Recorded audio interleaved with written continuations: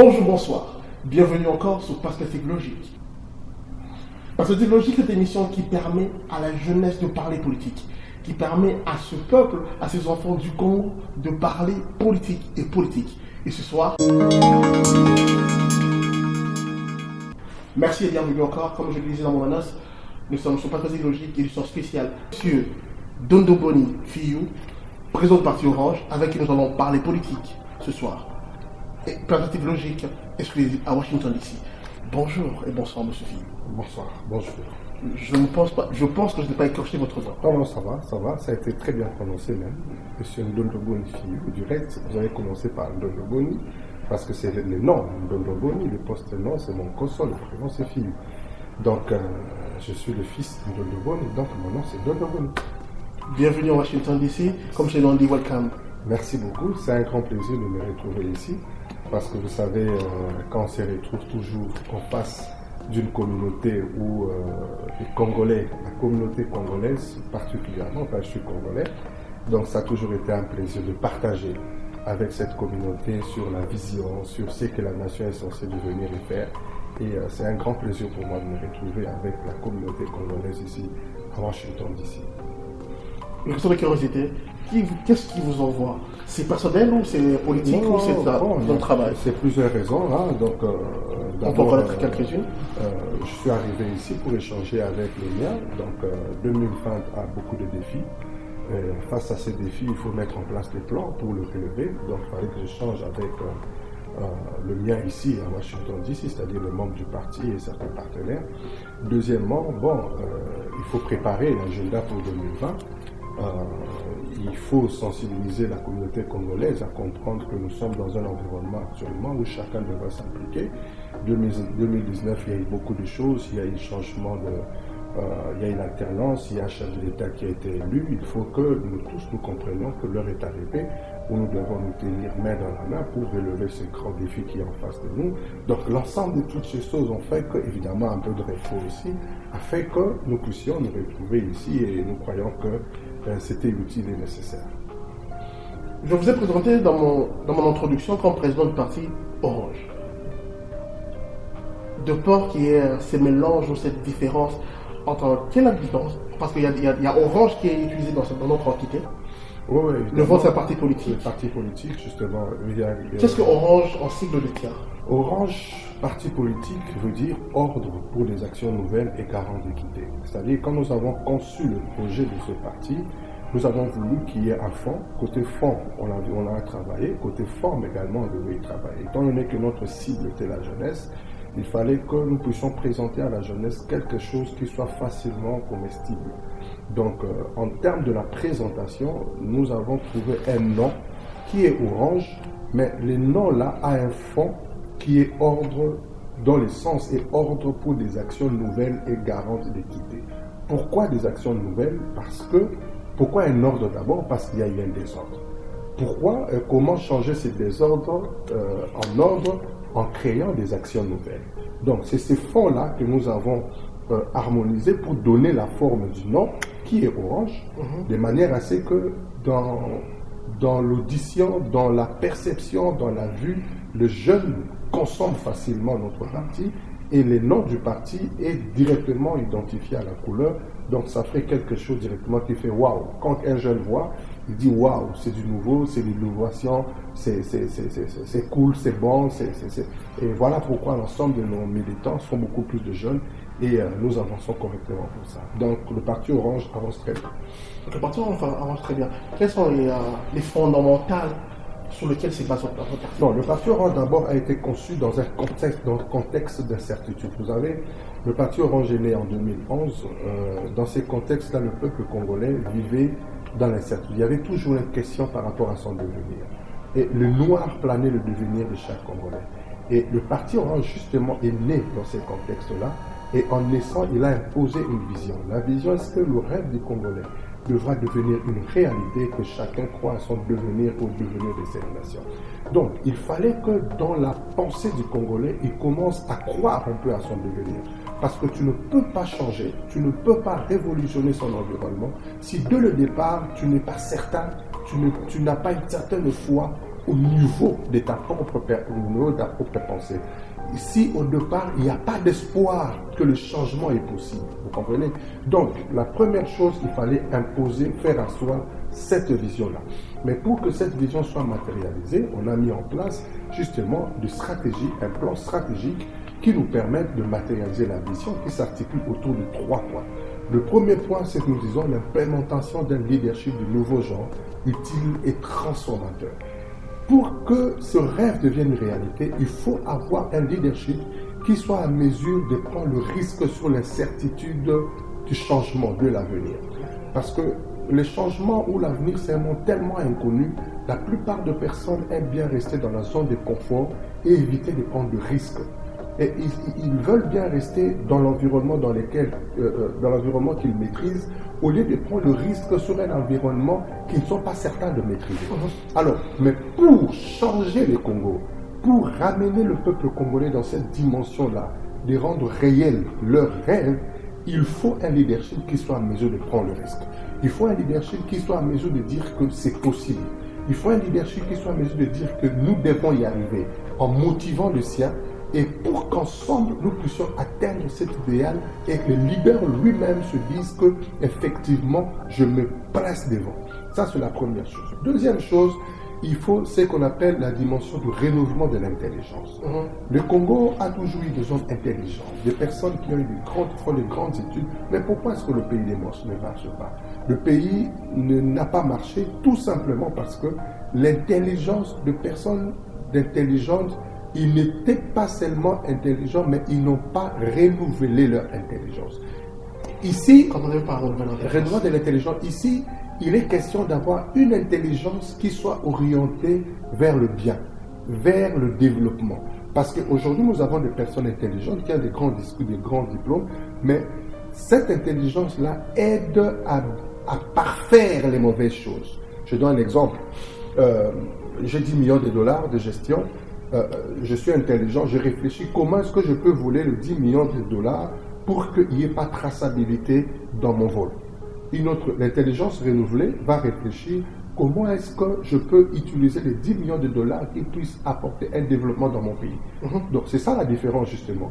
L'intelligence ici ne devrait pas être seulement une intelligence de diplôme, de bonne présentation de choses, mais ça devrait être une intelligence qui soit orientée au développement de son pays, renouvelée. Vous comprenez? Et la troisième dimension, justement, c'est la matérialisation de notre projet de société autour des valeurs, autour de notre idéologie, les réformismes, qui s'articulent autour de 7 points cardinaux, qui sont nos repères de gestion. Le premier point, c'est l'amour de Dieu. L'amour de Dieu. L'amour de Dieu, nous considérons que Dieu est la source de toutes choses, la personne de qui nous devons toutes choses, auprès de qui nous puissons toutes choses, et la personne qui devrait être le fondement de notre nation. Ce n'est pas pour rien que Dieu nous a dotés de toutes ces richesses. Il faut que nous soyons redevables. Si dans la tête, nous savons que nous sommes redevables vis-à-vis d'une personne, il y aura une discipline dans la gestion. Deuxième chose, l'amour du prochain. L'amour du prochain est fondamental parce que toute décision politique, une décision politique peut être bonne, mais si elle n'a pas ces sous-bassements de l'amour du prochain, ça peut ne pas être utile et efficace. Je donne un exemple. Quelqu'un qui a 10 000 francs de salaire, qui équivaut à peu près à 5 ou 6 dollars, moi en tant que politique, je dis que je fais une augmentation de salaire de 100%. Cette augmentation va être 20 000 francs, qui serait équivalent à 10 ou 16, 12 dollars, mais dans la vie réelle, pratique, ça ne vaut absolument rien.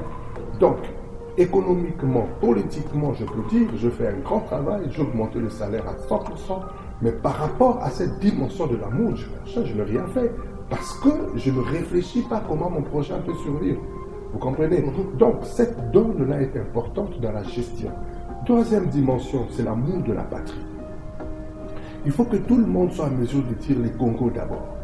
L'intérêt du Congo doit primer sur toute chose. Si tout le monde voit l'intérêt du Congo, personne ne va aller à cause de l'argent vendre le secret de la République à de tierces personnes, à de pays frontaliers, à de ceci ou cela. Personne ne va le faire parce que l'intérêt est le Congo. Le Congo, c'est notre patrimoine commun. Le Congo, c'est notre force. Il faut que tout le monde puisse avoir l'attachement, l'amour sur le Congo pour que nous puissions bâtir finalement une nation forte et puissante. Et quatrième chose, c'est le respect, l'amour du travail. Nous devons remettre tout le monde au travail.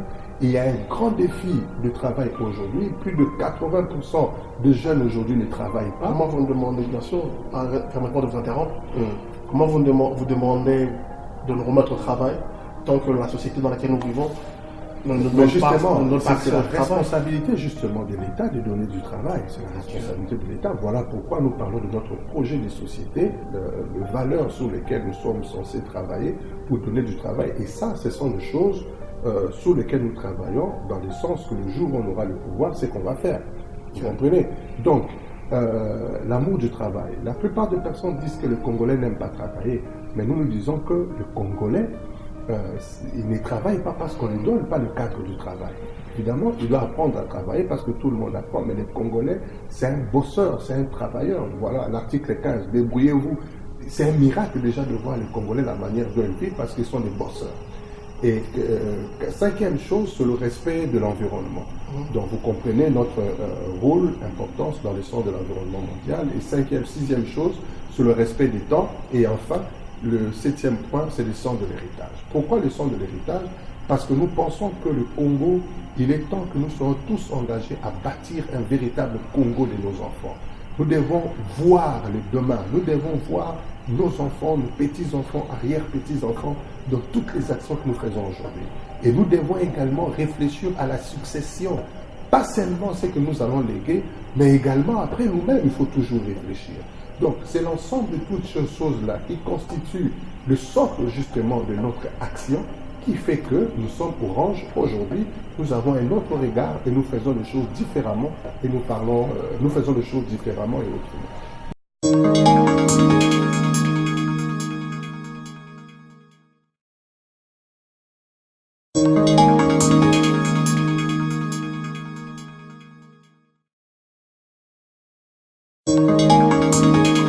Monsieur Fillou se décide en 2001 de créer le parti Orange. C'est parce que monsieur a de l'intelligence, s'est dit, ok, j'ai des phrases, j'ai des mots comme les autres politiques le disent, ou c'est quelqu'un qui se dit, ok, j'apporte ce parti politique, au lieu de m'allier dans un autre parti politique, je crée ce parti politique pour une autre lumière, pour un autre regard. Oui, en fait, le parti Orange a été créé sur base d'une vision. Il y a des approches qui sont différentes de beaucoup de choses. Par exemple, nous considérons, la plupart des partis politiques considèrent l'objectif principal, c'est le pouvoir en fait. Dire que nous allons avoir le pouvoir, les conserver. Il y a des congrès qui se font. Évidemment, quand on travaille, il faut chercher à le faire. Mais du moins, le parti Orange, dans sa vision, le pouvoir n'est pas un objectif en soi. Le parti Orange considère le pouvoir comme un moyen pour atteindre un objectif noble qu'il a. L'objectif devra toujours avoir un soubassement immatériel attaché aux valeurs. Le pouvoir n'est pas un soubassement valeureux. Le pouvoir est matériel. Cela veut dire que le pouvoir, c'est quand il n'est pas fondé sur de valeurs nobles, c'est un pouvoir ça détruit toujours. Parce que il faut voir, la plupart des personnes qui ont comme objectif le pouvoir développent des pensées de se maintenir au pouvoir. Machiavel a fait la même chose. Donc il y a toute une stratégie qui se met en place qui peut être positive ou négative, mais l'objectif final c'est de maintenir au pouvoir. Et ce qui fait que la population devient secondaire. Mais quand les objectifs sont des éléments attachés aux valeurs, c'est-à-dire le développement de l'autre, le bien-être de la population, la réduction de la pauvreté, comme le chef de l'État, Félix-Antoine Tshisekedi l'a dit par exemple, toutes ces choses sont des soubassements valeureux. Donc ce qui fait que le pouvoir devient un moyen. C'est-à-dire, j'arrive à ce pouvoir pour avoir l'opportunité justement d'atteindre mon objectif qui est attaché à des valeurs. Et c'est comme ça que nous voyons les choses. Nous ne voulons pas rater cette opportunité actuelle pour qu'on soit en mesure d'écrire une page de l'histoire. Aujourd'hui, le Congo la situation du Congo devra amener chaque acteur politique averti à considérer que le problème de la population est prioritaire. Mais si les acteurs politiques réfléchissent dans les sens du maintien de pouvoir sans pour autant voir l'épanouissement de la population, évidemment, je pense qu'il y a un problème. Mais vous, politiciens, excusez-moi de remettre dans ce lot-là, vous avez toujours eu ce discours-là, ce très beau discours de nous dire que nous allons, nous devons, mais quand vous arrivez près du pouvoir, vous changez d'avis. Oui, évidemment, tu as... Qu'est-ce qui rend les choses être comme ça, M. Fillon? Oui, mais c'est effectivement ça. C'est parce que nous sommes dans un environnement où il y a trop d'opportunistes. Des personnes qui arrivent, qui entrent dans la politique sans vision de départ, qui entrent dans la politique sans idéal, qui entrent dans la politique avec un seul objectif, d'avoir de l'emploi, entre guillemets, et cet emploi, c'est avoir un poste politique. Et quand on fait la politique dans ce sens-là, on est déjà à côté. Or, la politique, c'est parmi les professions liées à la vocation. C'est comme devenir un enseignant, devenir un médecin, ce sont des professions qui sont attachées, qui devraient avoir une vocation. Parce qu'en réalité, tu es un serviteur. Un politicien, c'est celui qui est au service de l'autre. Il doit être dans la gestion de la cité pour servir l'autre. Vous comprenez? Quand déjà, dans la perception des choses, les choses ne sont pas vues de cette manière-là, donc vous allez être dans une situation où vous ne serez plus serviteur. Et par conséquent, vous allez faire toutes les bêtises que les gens sont en train de faire actuellement. Regardez le nombre de candidats qu'on a dans nos élections. 20 000 candidats, tout ça. Ça reflète justement l'état de la nation. Il n'y a pas de travail, il n'y a pas d'emploi. Personne sans vision, sans quoi il se retrouve comme candidat député, provincial ou national. Donc, ce qui fait que quand il se retrouve comme ça fait bien, par exemple. Mais justement, parce que la vision est celle-là. Je n'ai pas de travail, je n'ai pas d'emploi. Je veux avoir un emploi, être député. Donc, c'est ce qui justifie même les comportements. Justement, c'est ce qui justifie justement le comportement des uns et des autres. Il a eu l'argent pour faire la campagne. Aussitôt qu'il y a élection des sénateurs, de gouverneurs ou tout ça, directement, il cherche à se faire corrompre pour régler rapidement ses problèmes sociaux. Vous comprenez? Donc, c'est un problème réel. Une personne comme ça, il ne faut pas rêver qu'il puisse apporter quelque chose de concret pour le pays, parce qu'il n'a pas la personnalité, il n'a pas le caractère voulu, il n'a aucune vision pour bâtir un idéal. Pour lui, ou pour elle, personne, ça ne lui dit rien, l'idéal là ne lui dit absolument rien. Ils sont fous que demain on dise de lui que c'est un grand homme ou petit homme, ils sont fous. L'essentiel pour lui c'est son ventre, avoir le petit moyen et tout, régler ses problèmes sociaux, c'est tout. Mais ça c'est une médiocrité, tout le monde n'est pas dans cette médiocrité.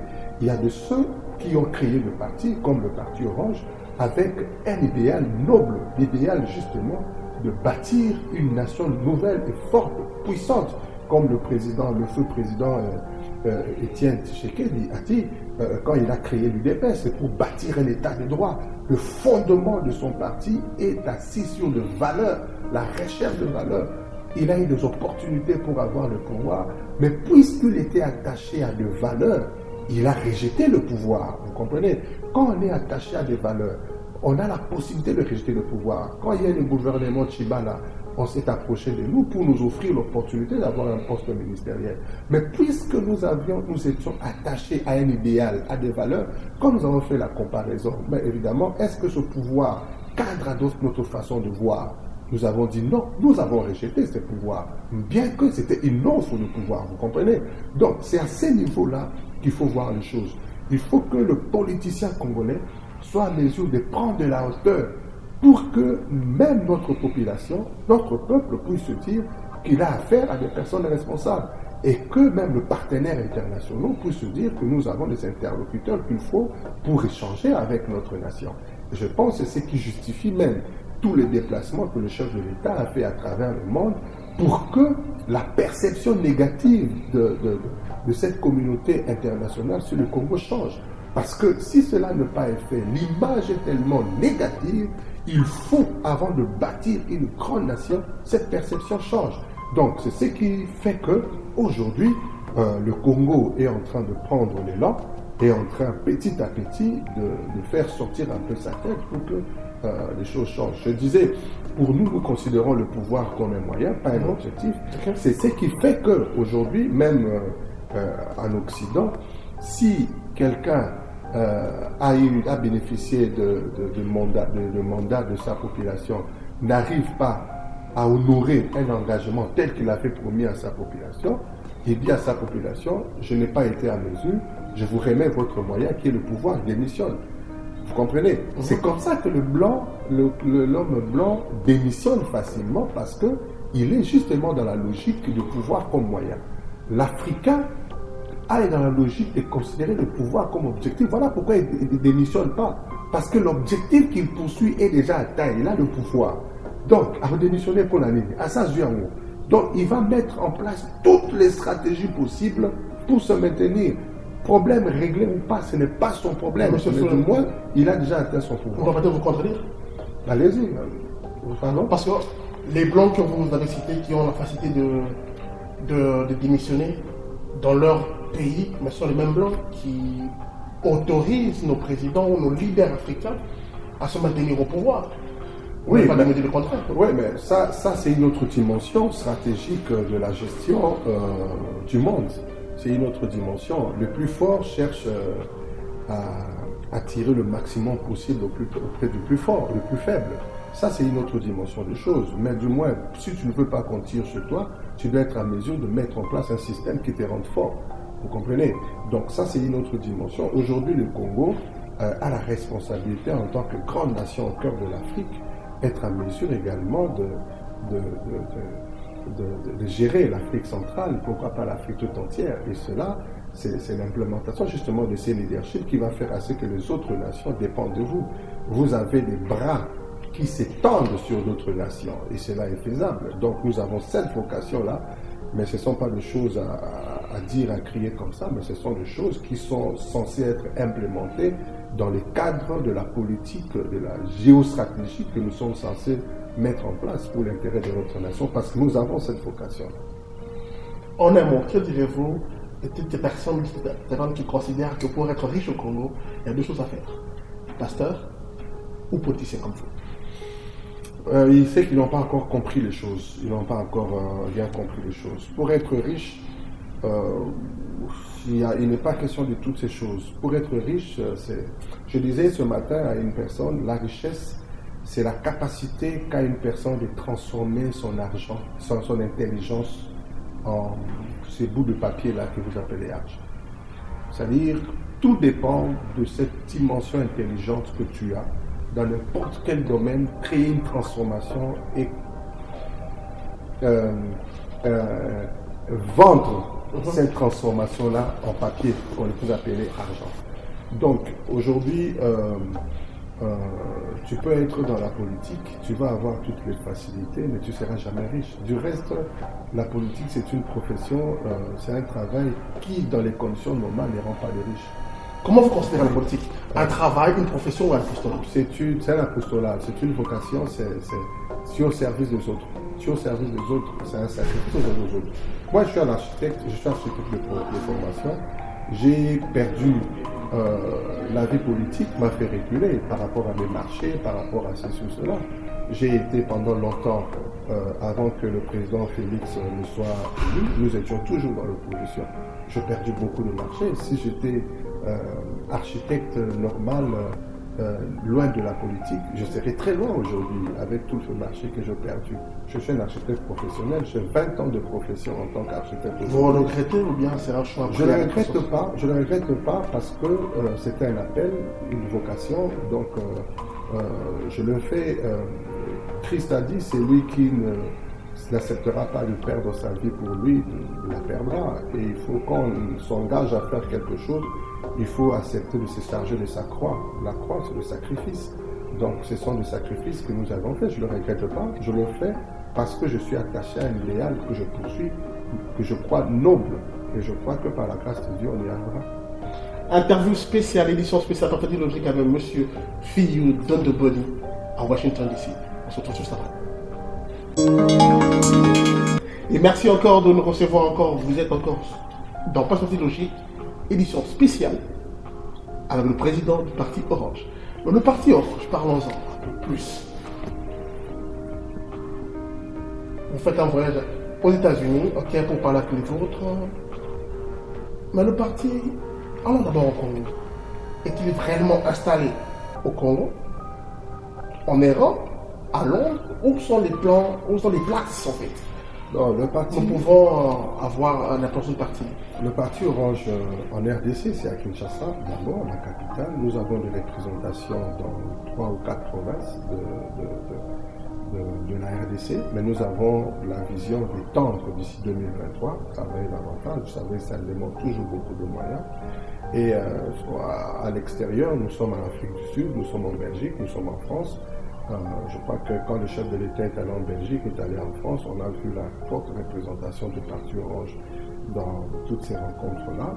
Nous sommes ici, aux États-Unis, évidemment, il y a un travail à faire, tout ça.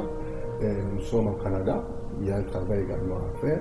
Donc nous continuons à travailler dans le sens que le parti soit suffisamment implanté pour que nous soyons ces cadres par excellence qui permettra à chaque Congolais de s'afficher en dehors de tous les partis que vous connaissez du genre UDPS et autres, que nous soyons exactement ces cadres qui puissent permettre à ce que les Congolais puissent mieux s'exprimer et booster le Congo à aller de l'avant. Cette question, je la gardais pour la femme, elle me tord de l'esprit. Où vous voyez-vous en 2023? C'était la dernière, mais elle me tord de l'esprit, laisse-moi la rentrer maintenant. Mais ce qui est vrai en 2023, où je me vois... Laisse-moi préciser, où vous voyez-vous en 2023 si M. Félix Tshisekedi se représente au présidentiel? Ok, voilà la question. Voilà. Si le président Félix se représente au présidentiel, certainement, je serai un allié. Je vais l'accompagner pour qu'il ait son deuxième mandat. Ça, c'est évident. Évidemment, en tant que parti, on va aligner des candidats pratiquement à tous les niveaux pour que nous soyons en mesure d'être une force politique également, au niveau, soit au niveau de l'Assemblée nationale, l'Assemblée provinciale et autres. Donc ça, c'est à qui nous allons le faire.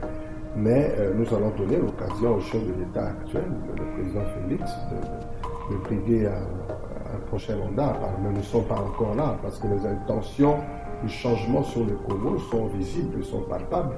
Et il faudra lui donner l'occasion justement de les amener jusqu'au bout. Et surtout que la plupart des éléments qu'il présente dans son projet de société cadrent avec notre vision qui concerne à mettre l'homme au centre. L'homme est censé être au centre de toute action politique qu'on est censé mener. Et je crois que c'est le discours qu'il est en train de tenir. Donc, où est-ce que nous voyons en 2023? C'est ce que je viens de vous présenter. Donc voilà, à moins que les choses changent et que le président se dise qu'il n'a pas d'ambition, mais je crois qu'il se prononcera au meilleur moment. Mais si, comme vous avez posé ces conditionnels-là par rapport à lui, donc voilà, c'est ce que nous allons faire. Et vous parlez de votre discours, j'aimerais qu'on puisse faire un récap derrière sur le discours du président de la République, au Sénat, devant les deux chambres. Comment l'avez-vous trouvé? Long, concis, ou un homme d'État qui s'est présenté? Comment constituer l'exercice en fait au cas du président? Donc c'était un excellent discours. On a vu un homme qui a la maîtrise de la situation du pays, qui a présenté le problème, qu'il a identifié réellement le vrai problème du Congo. Il a fait la présentation de solutions à ces différents problèmes. Et il a dit comment est-ce qu'il va avoir les moyens pour régler ce problème. Et il a étalé dans les temps ce qui est censé être fait. Donc, dans le cadre de la gestion d'un projet, on sent que tous les éléments sont bien palpables, et visibles. Et il a exprimé même son engagement volontaire à dire que ces objectifs seront atteints. Donc ça, c'est une motivation, une touche nouvelle, une motivation à l'ensemble des personnes qui sont là-dedans pour s'engager justement à l'action qu'il est en train de mener. Au-delà de ça, il a même utilisé certaines stratégies pour toucher la sensibilité des personnes qui sont censées l'accompagner, c'est-à-dire les députés, la présidente de l'Assemblée nationale. Je ne peux pas dire ces stratégies, mais du moins dans son discours, il a eu des mots précis, juste pour arriver à toucher tout le monde. Et c'était une grande satisfaction personnelle de voir un chef de l'État tenir un discours conciliant. Il a dit des mots qui étaient durs, mais du moins d'une manière qui ne puisse pas blesser les uns et les autres, parce que son objectif, c'est que l'ensemble de la population puisse se retrouver autour de son action pour que le Congo se développe. Nous ne sommes pas à un moment de règlement de compte, nous sommes à un moment où la justice est censée faire son travail, parce qu'il a dit quelque part que je connais tous les réseaux mafieux qui fonctionnent, je suis informé, et au meilleur moment, ces différents réseaux seront démantelés et la justice fera son travail. Donc c'est pour dire qu'il ne faut pas se fier à cette apparence qui donne l'impression d'une personne qui est en train de négliger ou qui ne connaît rien, qui ne maîtrise rien. Je pense que les personnes les plus averties ont compris nous avons affaire à un chef qui a le contrôle de la situation et qui reflète même la fierté de toute une nation au cœur de l'Afrique et le Congo. Qu'il a identifié réellement le vrai problème du Congo, il a fait la présentation de solutions à ces différents problèmes et il a dit comment est-ce qu'il va avoir le moyen pour régler ce problème, et il a étalé dans les temps ce qui est censé être fait. Donc, dans le cadre de la gestion d'un projet, on sent que tous les éléments sont bien palpables et visibles. Et il a exprimé même son engagement volontaire à dire que ces objectifs seront atteints. Donc ça, c'est une motivation, une touche nouvelle, une motivation à l'ensemble des personnes qui sont là-dedans pour s'engager justement à l'action qu'il est en train de mener. Au-delà de ça, il a même utilisé certaines stratégies pour toucher la sensibilité des personnes qui sont censées l'accompagner, c'est-à-dire les députés, la présidente de l'Assemblée nationale. Je ne peux pas dire ces stratégies, mais du moins dans son discours, il a eu le mot précis, juste pour arriver à toucher tout le monde. Et c'était une grande satisfaction personnelle de voir un chef de l'État tenir un discours conciliant. Il a dit des mots qui étaient durs, mais du moins d'une manière qui ne puisse pas blesser les uns et les autres, parce que son objectif, c'est que l'ensemble de la population puisse se retrouver autour de son action pour que le Congo se développe. Nous ne sommes pas à un moment de règlement de compte, nous sommes à un moment où la justice est censée faire son travail, parce qu'il a dit quelque part que je connais tous les réseaux mafieux qui fonctionnent, je suis informé, et au meilleur moment, ces différents réseaux seront démantelés et la justice fera son travail. Donc c'est pour dire qu'il ne faut pas se fier à cette apparence qui donne l'impression d'une personne qui est en train de négliger ou qui ne connaît rien, qui ne maîtrise rien. Je pense que les personnes les plus averties ont compris nous avons affaire à un chef qui a le contrôle de la situation et qui reflète même la fierté de toute une nation au cœur de l'Afrique et le Congo. J'en veux de vous sortir de la casquette de politicien et de vous remettre dans la casquette de l'architecte. Ça vous plaît? Il n'y a pas de problème. J'ai la profession, j'ai 20 ans de profession, d'expérience. Je peux poser n'importe quelle question. On va parler de Kinshasa? Il n'y a pas de problème. Ok, il y a ce grand chantier qui a été lancé partout dans la République. Mais il y a ces routes qui ont été construites au plaisir de la population, mais ces routes se dégradent 3 mois après, 4 mois après leur construction. Et tant que nous nous rendons compte qu'il y a des routes de la vieille colonie qui continuent, que nous pouvons utiliser à Kinshasa, quel est le problème? Bon, dans la gestion d'un projet, il y a 3 dimensions importantes. Évidemment, en dehors de tout le temps de la préparation, il y a les études, il y a l'exécution, et puis il y a la suite, la maintenance. Il y a les 3 dimensions-là. Au niveau des études, généralement les études se font dans les meilleures conditions. On présente les dimensions appropriées, tout ça, les quantités qu'il faut pour avoir tel dosage, supportant telle charge. Au niveau des études, on présente les choses. Au niveau de l'exécution, maintenant, l'entrepreneur qui a gagné le marché doit être contrôlé. Il y a ce qu'on appelle le bureau contrôle. Le bureau contrôle, le rôle du bureau contrôle, c'est de veiller à ce que l'exécution se fasse conformément aux études, en termes de dimension, en termes de temps, en termes de toutes ces choses-là, la conformité. Alors, il y a beaucoup de choses qui font à ce que les choses ne les exécutent pas conformément aux études. Et on laisse passer quelque part, soit par le bureau contrôle qui laisse passer, soit la dimension de, entre parenthèses, la corruption quelque part, qui font à ce que les exigences vis-à-vis de ces entreprises de construction par de tierces personnes, et ces exigences sont tellement énormes, ça ne permet pas d'exécuter avec le budget tel que ça a été alloué. Par conséquent, ça impacte sur le dimensionnement. Par exemple, on avait dit qu'il faut mettre la couche de roulement, je dis comme ça, à 6 ou 7 cm, ben, il va faire à 3 cm. 3 cm parce que, bon, étant donné que personne ne va les sanctionner, parce que les personnes qui sont censées sanctionner se retrouvent impliquées dans cette magouille d'une manière générale. Donc, et puis après, à l'inauguration, on va voir que la route est finie, mais après, il va avoir, parce que ça n'a pas été respecté les normes pour que la route soit faite de cette manière. Et à ce niveau, à ce niveau, les choses doivent se faire. Il y a tout un mécanisme dans la gestion de projet, ce genre de projet. Le réunion des chantiers, tous ces éléments, il faut avoir une documentation suffisante pour être en mesure de sanctionner. Parce que si cette discipline de gestion des chantiers n'est pas faite correctement, vous n'allez pas avoir de preuves pour sanctionner.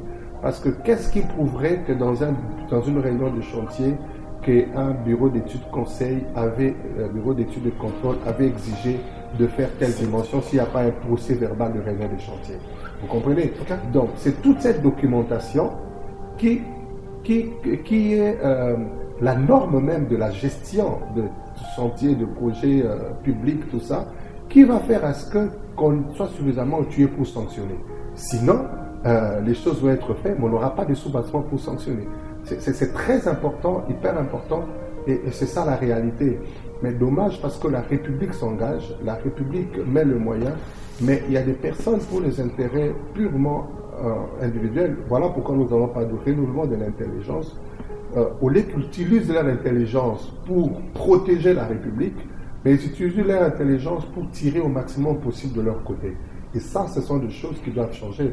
Mais je crois qu'avec la vision du chef de l'État, comme il a parlé, il a confié la responsabilité, il a rassuré la justice de son soutien pour démanteler tous ces réseaux mafieux, nous allons arriver à atteindre un changement réel, même dans l'exécution de ce genre de projet. Il y a érosion Kinshasa. Beaucoup de gens disent qu'il y a un certain nombre de personnes qui prétendent dire que ce sont des sorts maléfiques. D'autres disent que ce sont des catastrophes naturelles. Bon. Comment vous voyez les érosions, toutes ces érosions? Il y a plus ou moins, 300... Et quels sont les remèdes primaires que vous pouvez donner? Il y a plus ou moins 385 têtes d'érosion dans la ville de Kinshasa, qui sont énormes. Dans la ville de Kinshasa, sans compter d'autres villes de la République, il y a ces différentes têtes d'érosion. Le problème d'érosion de la ville de Kinshasa, c'est lié à la non-gestion de l'extension de la ville de Kinshasa. L'extension de la ville de Kinshasa se fait d'une manière individuelle, non pas planifiée par la République. La ville de Kinshasa a été zonifiée, c'est-à-dire il y a des zones urbaines, il y a des zones résidentielles, des zones industrielles, des zones où on ne peut pas lotir. Si on doit lotir, c'est dans des conditions appropriées. Et ça a été zonifié de cette manière-là. Il y a des secteurs qui sont les bassins d'écoulement des eaux, par exemple, où il y avait la verdure. Vous comprenez que la verdure retient le sol, même s'il y a des écoulements des eaux, le sol ne va pas. Mais quand les personnes s'y installent, ils enlèvent cette verdure-là et ils construisent une maison, ce qui fait que l'eau qui avait un certain passage à un certain moment ne trouve plus son passage, va créer son nouveau passage. Quand il crée son nouveau passage et en le créant, il creuse le sable parce que l'herbe n'existe plus et ce sont les débuts d'érosion.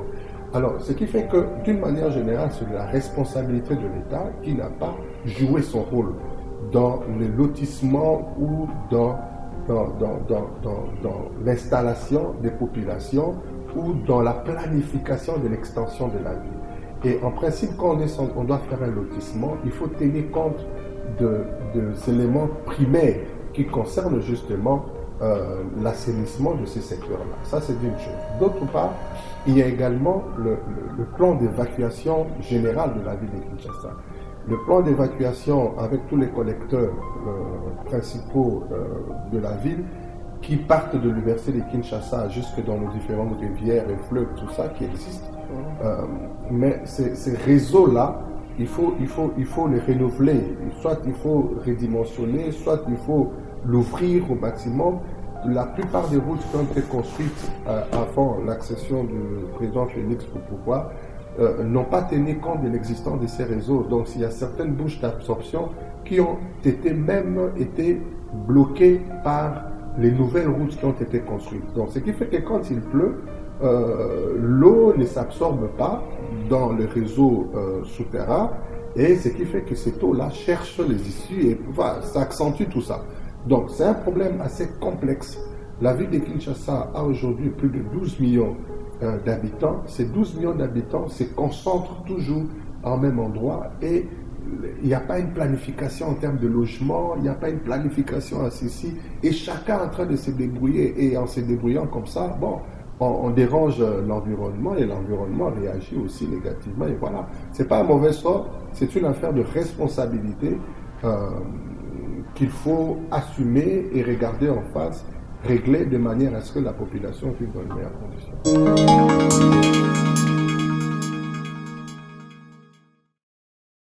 Perspective logique, édition spéciale à Washington DC avec M. Dondoboni Fiyou, président du parti Orange. M. Fiyou, la République a cette formation qui a un président issu de l'opposition. On a ce Parlement issu de l'ancien régime que nous avons tous combattu, que vous avez tous combattu.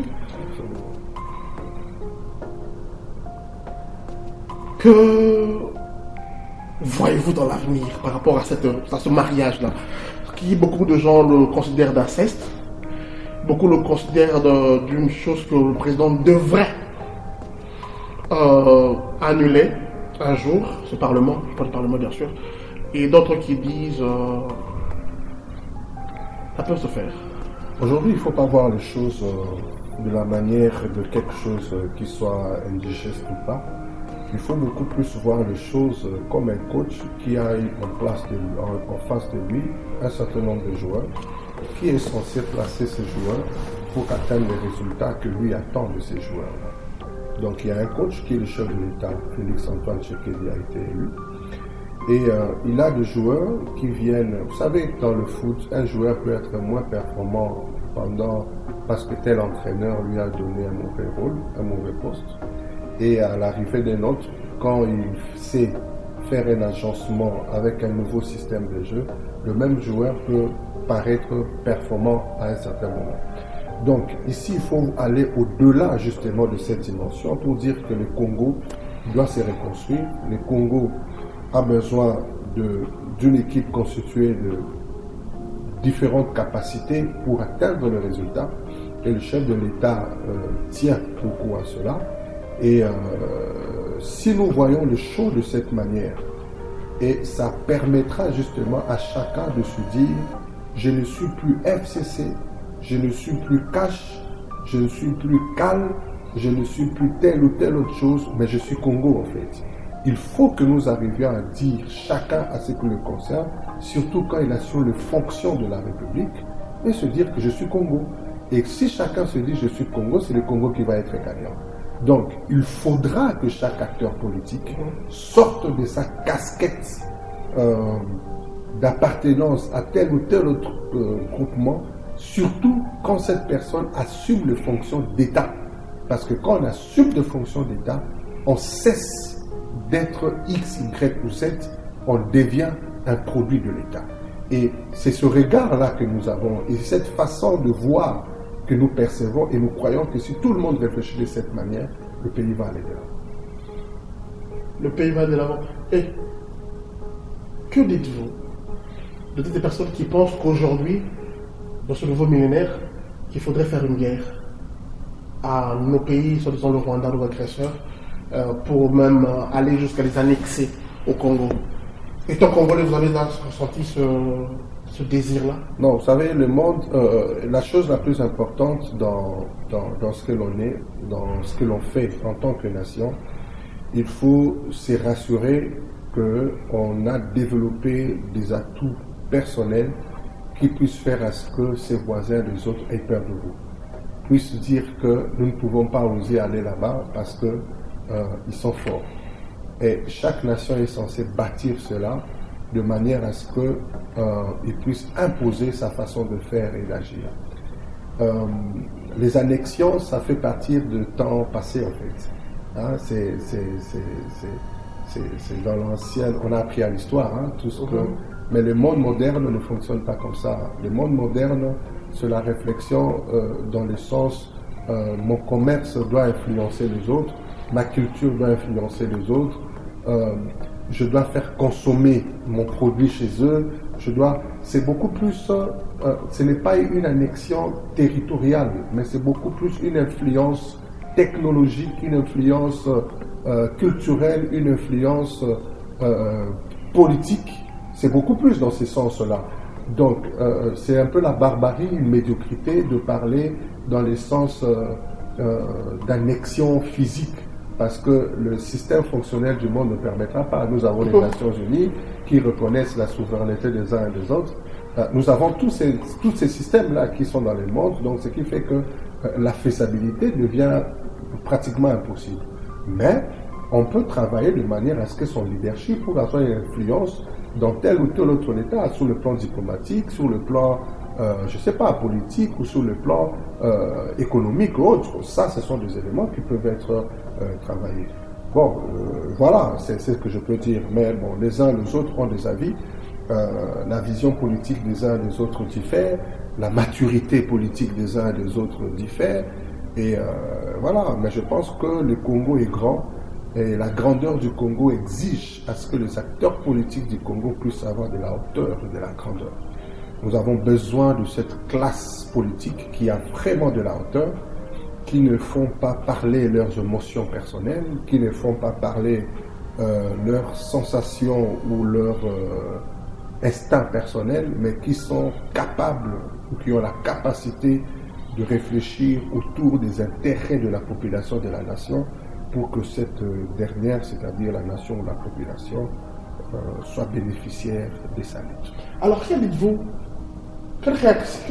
des gens qui parlent que le Congolais est un motif primaire, ne réfléchit suffisamment pas?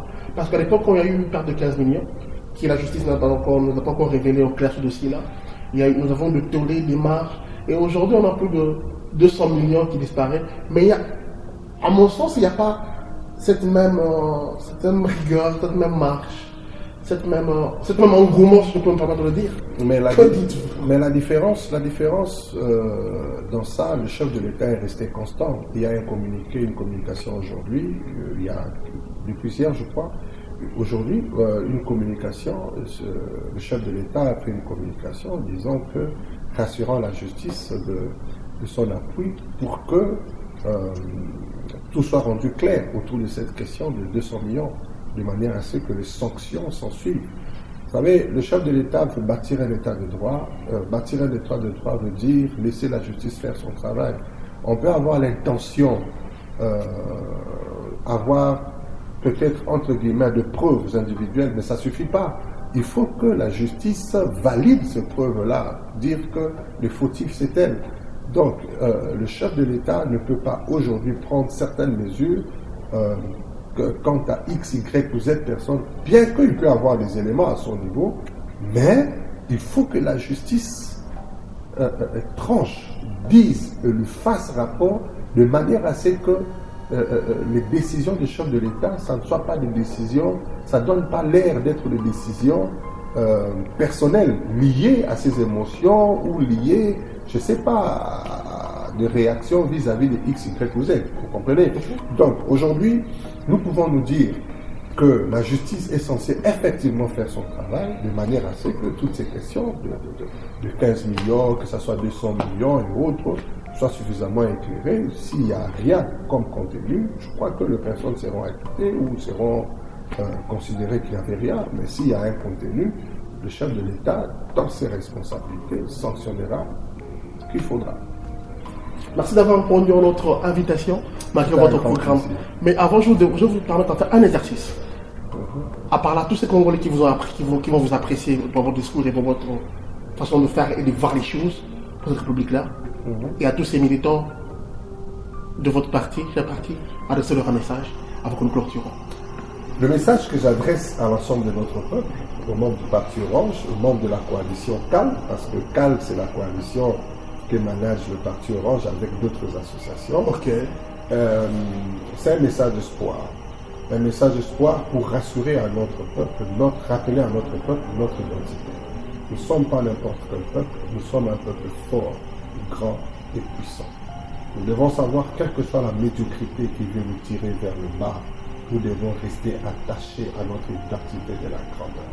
Et rassurons-nous du réveil d'une génération qui est déjà en train de s'implémenter avec le leadership du chef de l'État, Félix-Antoine Tshisekedi.